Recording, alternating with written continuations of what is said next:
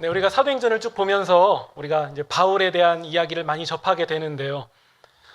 사실 우리의 어떤 그 신앙의 상식이라고 해야 될까요? 그런 면에서 보면 바울은 항상 뭔가 잘 돼야 될 것 같은 생각이 듭니다.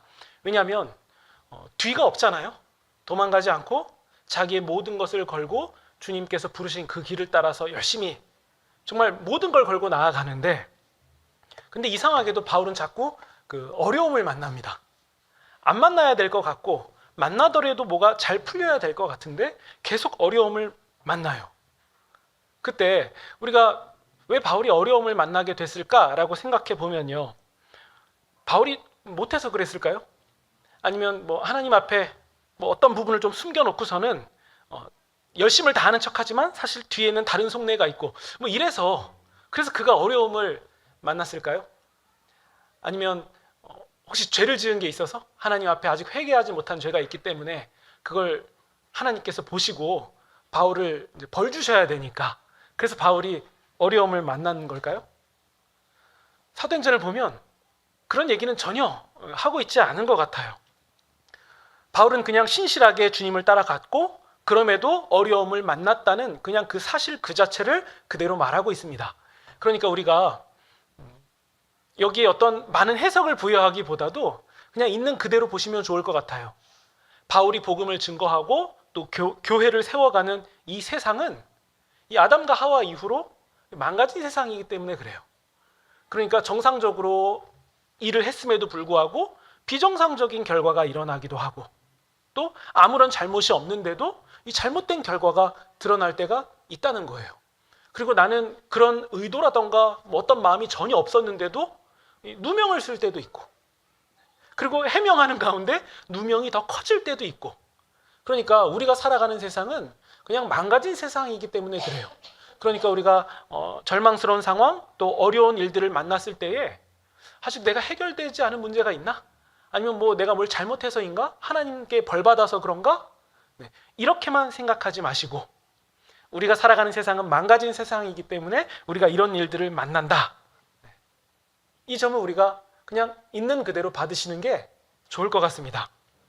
또 동시에 바울이 그런 어려움을 겪었다는 것은 우리에게 굉장히 큰 위로가 됩니다.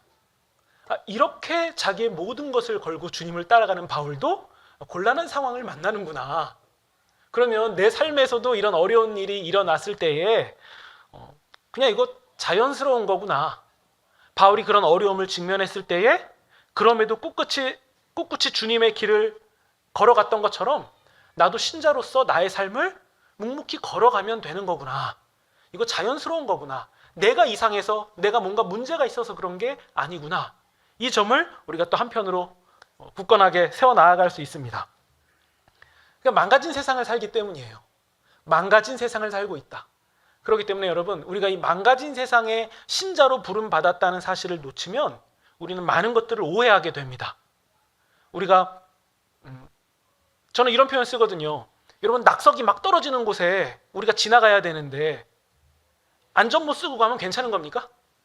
아니죠. 안전모를 아무리 잘 쓰고 안전 장비를 뭐 다 착용한다 해도 낙석이 마구잡이로 떨어지는 곳을 지나가면 다칠 수밖에 없어요.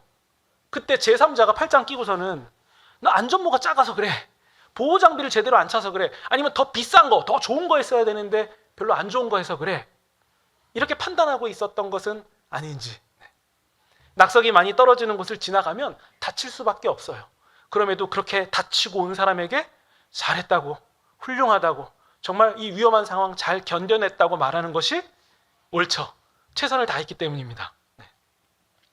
오늘 우리가 제가 이런 본문을 이런 말씀을 왜 드렸냐면, 우리가 읽은 본문이 이런 비슷한 정황 가운데서 시작됩니다. 보시면요, 17절에 바울이 밀레도에서 사람을 에베소로 보내요. 지명이 자꾸 나오니까 헷갈리는데, 바울이 있는 곳은 밀레도, 사람을 보낸 곳은 에베소. 그래서 그 에베소 교회의 장로들을 불러오는 그 상황이에요. 그리고서는 그 장로들을 불러서 그들을 향해서 이제 권면과 훈계와 주의 말씀을 전하는 그 내용이 우리가 읽은 본문인데요. 사실 이제 38절까지 끝까지 다 보면 좋겠지만 시간상 이 앞부분만 우리가 함께 나눴거든요. 바울이 지금 어떤 상황이냐면 이 선교 여행을 한번 마무리하면서 예루살렘으로 돌아가는 과정 가운데서 밀레도라는 곳에 도착해요. 그래서 거기서 에베소로 사람을 이제 보내서 장로들을 오게 한 거거든요. 그런데 이런 생각하실 수도 있을 것 같아요. 바울이 직접 에베소로 가면 되는데 왜 밀레도에서 에베소 쪽으로 사람을 보냈을까? 네, 이것은 이제 사정이 있었기 때문이에요. 사실 동선은 맞았거든요. 이 밀레도로 가지 말고 동선이 같으니까 에베소로 갔다가 그다음 예루살렘으로 가면 되는데 에베소에 가까운 이 밀레도에 이르러서 사람을 보내서 불러온 상황이에요. 그러면 왜 바울은 직접 이 에베소로 가지 못했냐? 네, 어떤 일이 있었냐면요. 제가 금요일에 이 배경을 좀 살짝 설명드린 부분이 있는데 에베소는 바울이 3년간 사역을 한 곳이에요. 제가 지역을 자세히 말씀 안 드려서 여러분들이 사건과 매칭이 조금 어려우실 것 같긴 한데요. 그 바울의 몸에서 손수건이나 앞치마 기억나시죠? 네, 그래서 그것을 병자에게 얹으면 병자가 낫는 기적이 일어나고 악기가 떠나고 이런 일들이 있었잖아요. 여기가 에베소예요. 그러니까 바울이 예수 그리스도 복음을 그 에베소 지역에서 힘있게 전하니까 사람들이 그 복음을 듣고 또 바울이 직접 행한 건 아니지만 바울의 몸에서 나온 물건이 어떤 놀라운 기적을 일으키는 것을 보고서는 사람들이 예수 그리스도에 대해 관심을 갖기 시작해요. 그러면서 그 지역에서 그 수많은 마술사들이 우리로 하면 무속인들이라고 해야 될까요? 그 사람들이 바울을 흉내내요. 바울이 전하는 예수 그리스도 이름으로 명하노니 이렇게 되라 저렇게 되라라고 명령을 해요. 심지어 그 유대 제사장의 그 아들들, 그러니까 스게와의 그 7 아들들도 이 바울을 흉내낼 정도로 바울이 했던 일은 굉장히 놀라웠고, 그리고 사람들이 자신들이 보던 그 마술책들을 다 모아다가 이 불태우는 일까지 해요. 그것이 꽤 많이 모였고 재산 가치도 어느 정도 상당했던 것 같은데 사람들이 아까워하지 않고 그걸 불태우는 거예요. 그러면서 많은 사람들이 회개하고 예수님께 나아오게 되는데 바울이 이것을 봤을 때 얼마나 이 보람이 됐겠습니까? 자신이 복음의 씨앗을 뿌렸고 사람들이 그 씨앗을 담아서 열매가 자라는 것, 열매가 이렇게 발생되는 것을 봤으니까 이 바울은 굉장히 기분이 좋았을 거예요. 그런데 이 다음부터 사건이 하나 발생합니다. 이 데메드리오라는 사람이 있었는데요. 이 사람은 어떤 사람이냐면 그 에베소 지역에서 가장 잘 섬기는 우상 아데미 여신이라고 있었어요. 아데미 신전이 있고 아데미 여신을 잘 숭배했는데 그 데메드리오라는 사람이 은장색, 성경에는 은장색이라고 나오는데 그 우상 아데미 여신이라는 우상을 만드는 일을 했어요. 근데 사람들이 얼마나 아데미 여신을 잘 섬겼는지 그 데메드리오라는 자는 그 우상을 만드는 일로 굉장히 많은 소득을 얻었어요. 근데 어디 그 사람 한 명뿐이겠습니까? 그게 돈이 된다는 것을 알면 더 많은 사람들이 그 우상을 만들었을 거예요. 큰 우상도 만들었겠고 아니면 이렇게 품속에 넣고 다닐 만한 작은 우상도 만들었겠고 그 외에 아데미 여신을 숭배하기 위한 여러 가지 그 제사 도구들이 있었을 거잖아요. 그리고 용품들 이런 것들을 만들면서 그 에베소 지역에서 상당히 이득을 보는 사람들이 있었는데 근데 이 사람들 입장에서 볼 때 바울은 어땠겠습니까? 바울은 어떤 대상이었겠습니까? 굉장히 불편한 존재죠. 바울이 뭐라고 얘기했냐면요. 사람의 손으로 만든 것은 신이 아니다. 이 얘기를 하는데 사람들이 그 말을 받아듣고 마술책을 막 불태우고 막 이러니까 이 데메드리오와 또 동종업계에 있는 사람들은 이 사실이 매우 싫은 거예요. 그래서 이 데메드리오라는 사람이 가장 앞에 나서서 자기 동종업계 사람들을 부른 다음에 연설을 해요. 바울이라는 사람이 말한 거 봐라. 저 사람 때문에 지금 우리가 망하게 생겼다. 우리가 적지 않은 소득을 보고 있지 않았냐. 근데 이거 가만뒀다간 우리 신전도 모욕당하고 우리 아데미 여신도 모욕당하고 우리 밥줄 끊기게 생겼다 해서 폭동을 일으켜요. 그때 이 바울과 같이 있던 두 사람을 그 군중들이 끌고서는 극장으로 들어가요. 그러면서 크도다 아데미 여신이여 이 소리를 2시간이나 외쳐대는데 그 많은 군중들이 그 집단으로 그 소리를 외치면서 또 동시에 자세한 표현을 보면요. 내가 그 극장에 왜 갔는지도 모르고 그냥 사람들이 우르르 가니까 자기도 따라간 사람들도 많았는데 그런 사람들마저도 함께 모여서 크도다 아데미 여신이여 라면서 이 이성줄을 좀 놓고서는 그렇게 소리를 질러대니까 여러분 바울이 그 장면을 봤을 때 바울의 마음이 어땠겠습니까? 내 동료 2사람이 거기 들어가서 지금 순환을 당하고 있지? 그러니까 내가 거기 들어가야겠다는 생각을 한 거예요. 그때 이 바울을 따르던 제자들이 선생님, 당신 거기 가시면 큰일 납니다. 지금 여기는 상식이 안 통하는 곳이에요. 큰일 났어요. 절대 가면 안 됩니다. 참으세요. 라고 말하면서 이게 말려지지가 않으니까 바울이 복음을 전할 때 이 바울에게 굉장히 호감을 갖고 있던 그 지역의 어떤 그 관리인들, 뭐 우리로 따지면 뭐 구청장이라고 해야 될까요? 뭐 그 정도의 관리인들이 바울에게 언지를 해요. 절대 가면 안 됩니다.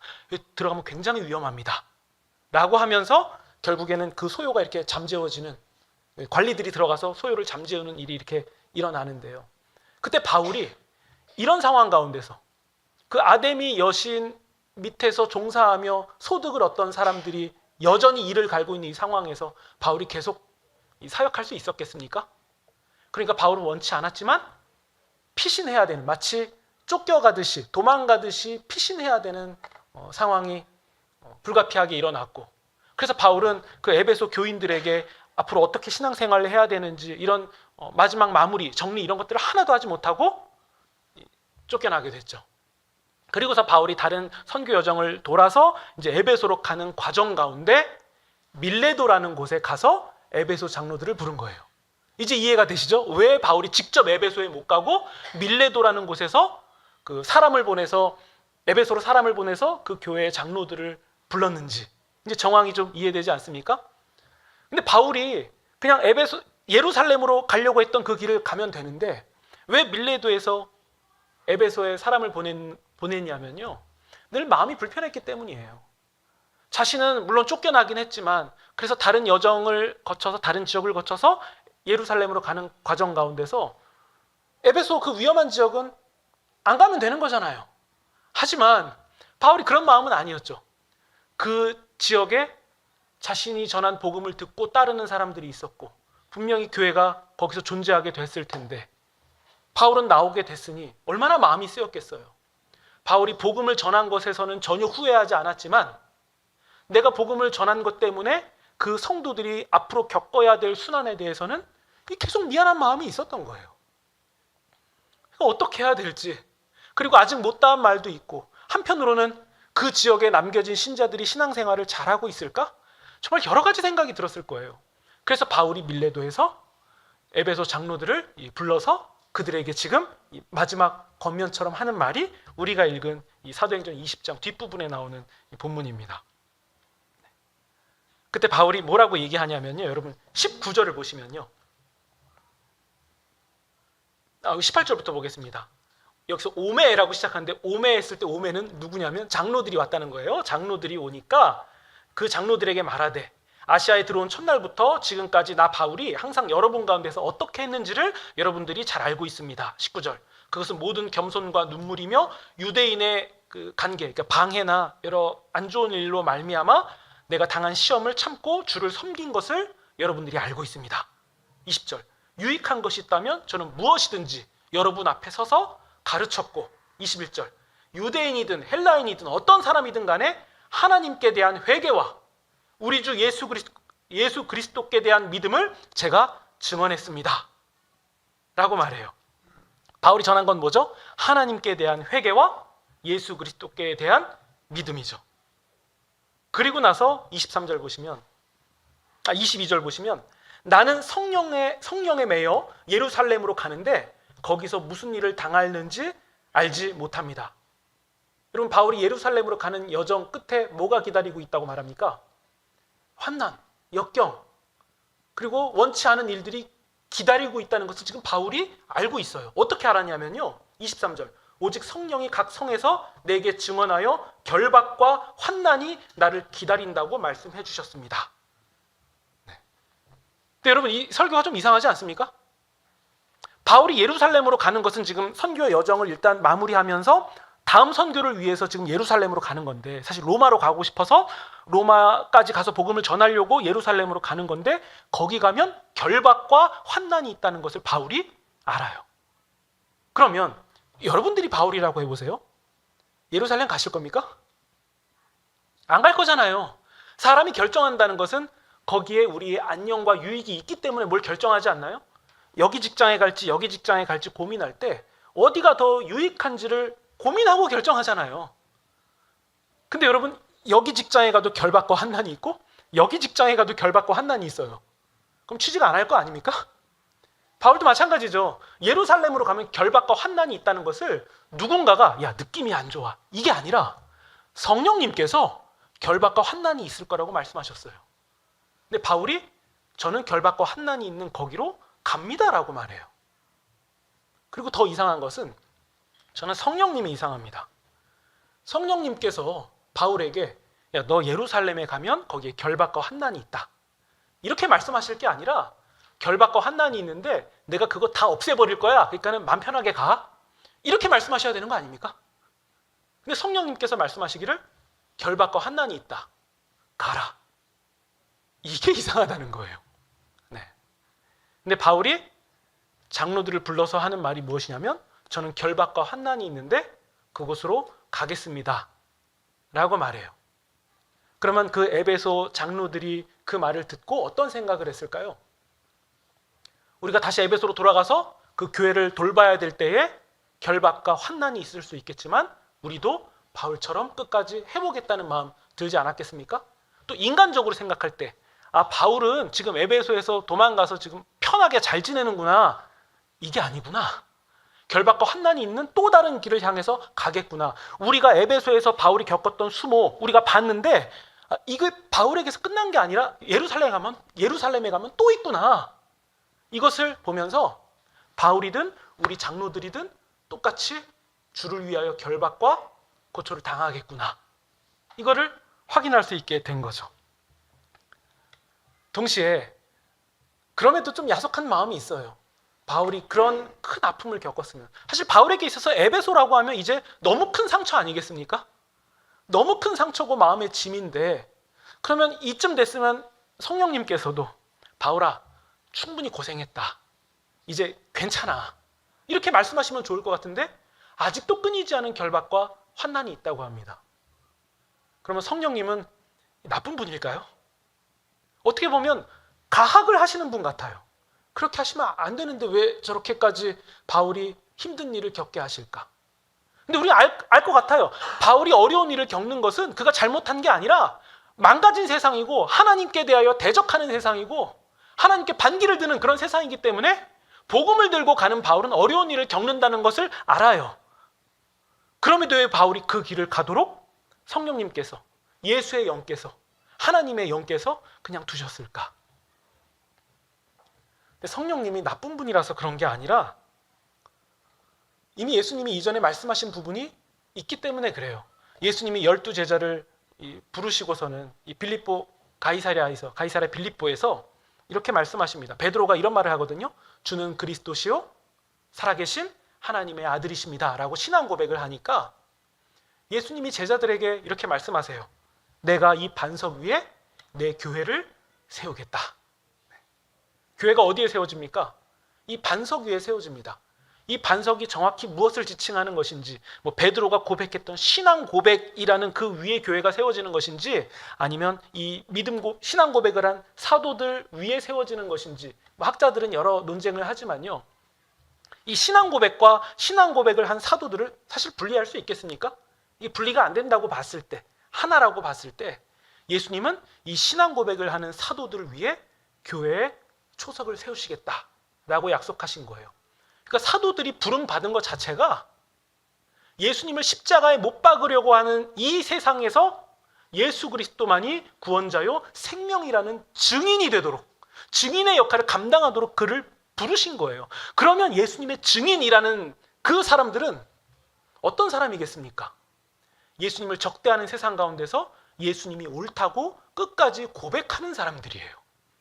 세상 모두가 예수님에 대해서 등 돌릴 때에도 끝까지 남아서 아니라고 이 예수님이야말로 하나님이시고 이분에게 생명이 있다고 고백하는 사람들이 사도들이에요. 그렇기 때문에 사도들이 결박과 고난을 당하는 것은 당연한 거예요. 그러니까 바울은 성령님께서 너는 결박을 당할 거고 고난을 겪게 될 거다라고 알려주셨을 때 바울은 물론 인간적으로 두려웠겠지만 이것을 감내하는 것이 예수 그리스도의 증인이다라는 사실을 알았기 때문에 그는 자처하고 간 거예요.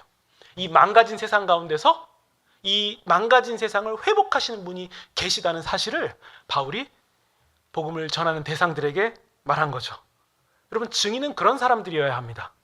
예수님에 대해서 적대하는 사람들 앞에서 예수님을 증거하는 일이 하나도 매력이 없을 때, 아니 오히려 야, 너도 바울 봐봐, 저렇게 될 건데 복음 전할래? 라고 물어볼 때 나는 안 해요. 절대 안 해요. 절대 안 하겠습니다. 이렇게 말하는 세상 가운데서 저는 전하겠습니다 라고 말하는 그 증인의 말이 진정성이 있고 수긍이 되는 거 아닙니까? 저 사람은 뭐길래 저런 험한 꼴을 당하면서까지 복음을 전할까? 그래서 저 사람을 보면서 예수 그리스도에 대한 마음이 열리고 그 사람이 전하는 말의 진정성을 느끼게 되는 거 아닙니까? 여러분, 복음의 첫 증인들, 교회의 초석들은 그런 사람들이어야만 합니다. 그래서 바울은 자기가 그 많은 순환과 고초를 당함에도 불구하고 예수 그리스도만이 하나님이시라고, 참된 한 분 하나님이시라고, 그분에게 생명이 있다고 그는 끝까지 복음을 전했던 거죠. 또 동시에 여러분, 우리가 어떤 것을 증언한다고 할 때 내가 이 증언하는 것이 내가 잃을 것보다 더 크다는 것을 알 때 증언하지 않습니까? 제가 예를 들어서 여기서 어떤 증언을 해서 결국 제가 얻게 되는 게 1,000원이라고 해봅시다. 근데 제가 잃을 것은 2,000원이에요.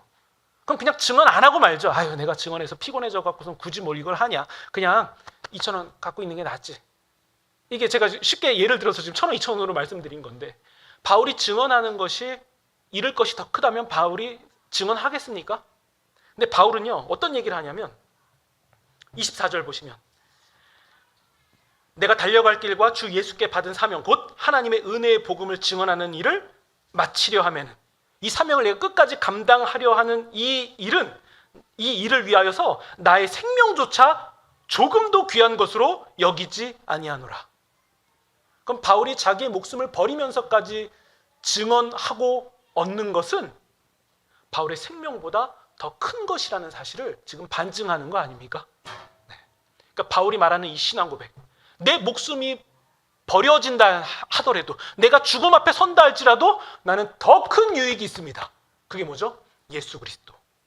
그리고 나의 이 끝이 있는 이 목숨 버리고서 나는 영생을 얻는, 나는 하나님 나라의 백성입니다. 이것을 바울이 고백한 거죠. 그럼 바울이 결국 바라보고 있는 것은 무엇입니까?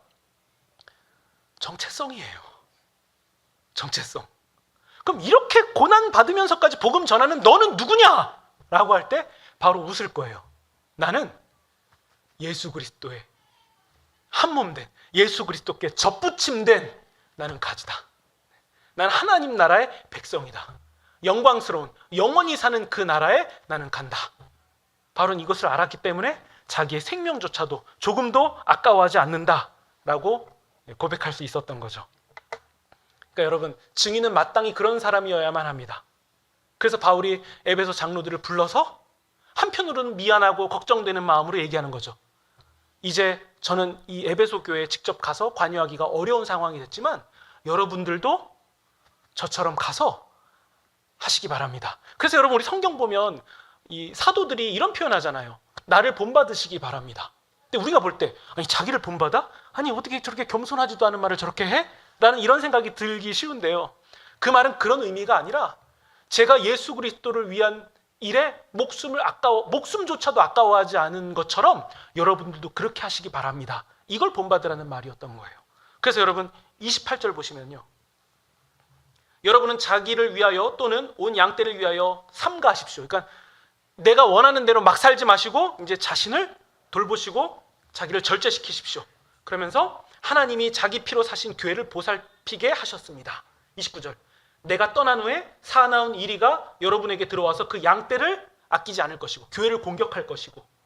30절. 또한 장로들인 여러분 중에도 또 혹은 교회 내의 성도들 중에도 제자들을 끌어 자기를 따르게 하려고 이 그릇된 말을 하는 사람들이 일어나게 될 줄을 제가 압니다.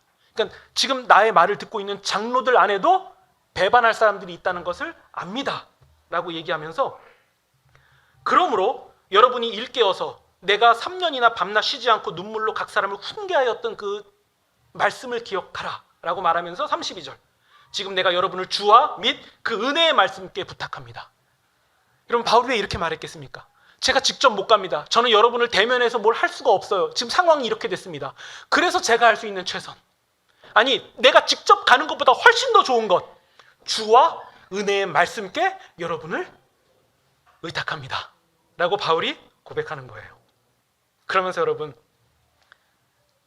35절 보시면요, 우리 마태, 마가, 누가, 요한복음에 나오지 않은 예수님의 말씀이 여기에 나옵니다. 범사 여러분에게 모범을 보여준 바와 같이 수고하여 약한 사람들을 돕고, 약자를 돕고, 또 주 예수께서 친히 말씀하신 바 주는 것이 받는 것보다 복이 있다 하심을 여러분들이 기억하시기 바랍니다. 네.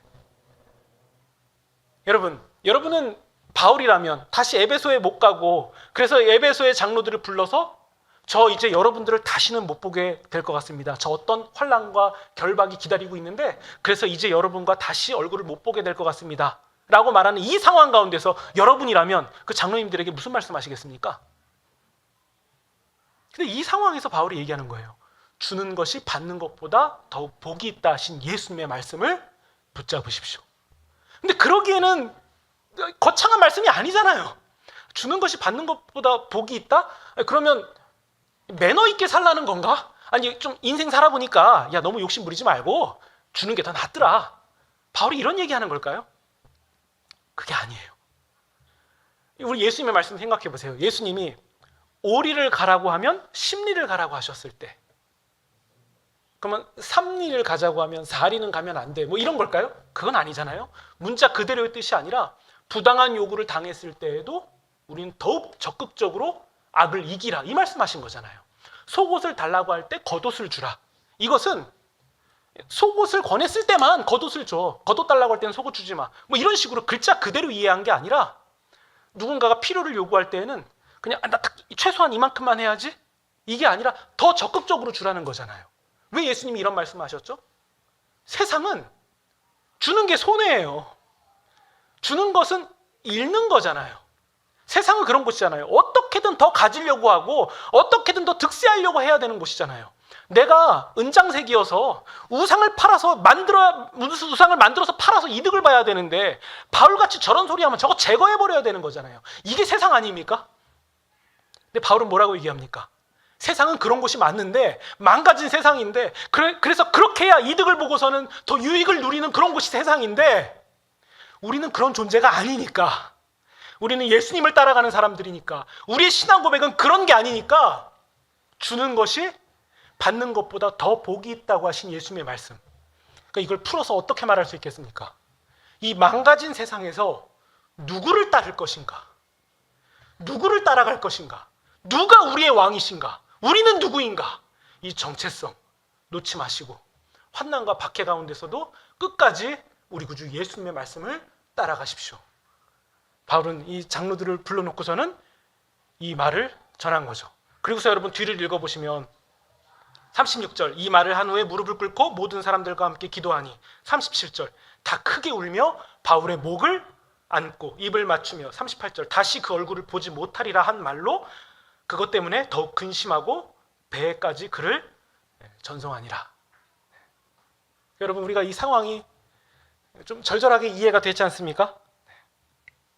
바울이 말한 것은 무엇입니까? 여러분들이 환난이 있을 것입니다. 심지어 여러분 안에 배반하는 사람도 있을 것입니다. 그때마다 제가 전했던 주의 말씀을 생각하시기 바랍니다.